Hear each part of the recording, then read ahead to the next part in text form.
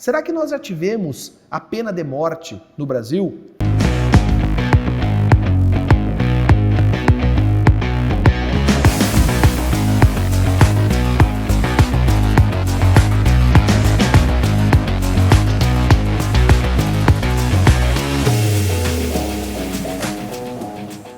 Olá pessoal, tudo bem? Eu sou Mauro, professor aqui do CEISC, da OAB e do concurso público. Também sou analista da Justiça Militar da União, onde hoje estou na direção da terceira auditoria da terceira CJM, localizada na cidade gaúcha de Santa Maria. É importantíssimo trazer para ti uma diferença pontual entre o Código Penal Comum e o Código Penal Militar. O Código Penal Comum ele é dividido em duas partes, uma parte geral e uma parte especial. O Código Penal Militar ele é dividido em três partes, em 3 livros.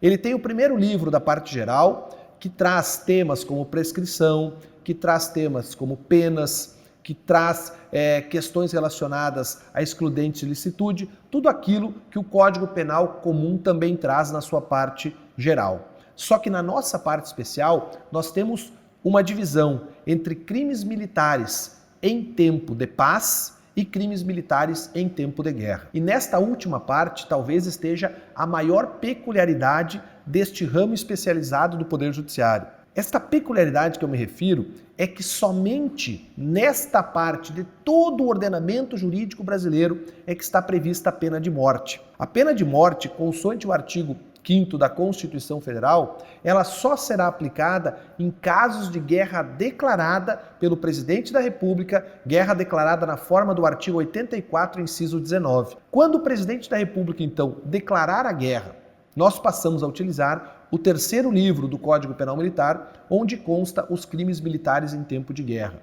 E dentro desses crimes militares em tempo de guerra está a pena de morte. Mauro, esta pena de morte ela é executada como? O Código Penal Militar e o Código de Processo Penal Militar trazem a ritualística de como deveria ser executada a pena de morte. Ela deve ser executada por fuzilamento. Este fuzilamento só pode ocorrer após o Estado ter prolatado essa sentença de pena de morte, após o trânsito em julgado dessa sentença. Ela deve ser comunicada ao Presidente da República e o Presidente da República pode comutar a pena.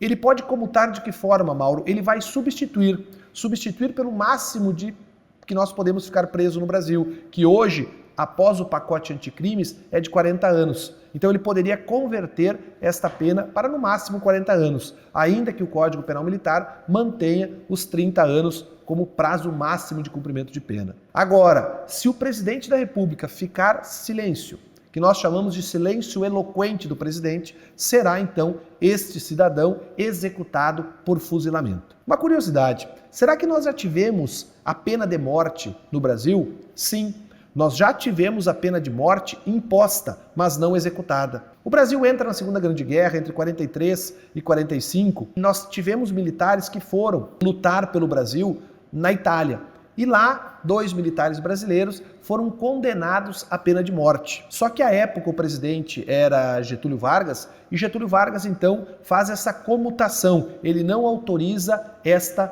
execução da pena de morte. Então nós tivemos na Justiça Militar a fixação da pena de morte? Sim, nós não tivemos a execução desta pena de morte. Dessa forma eu encerro e te convido então para conhecer a Justiça Militar da União.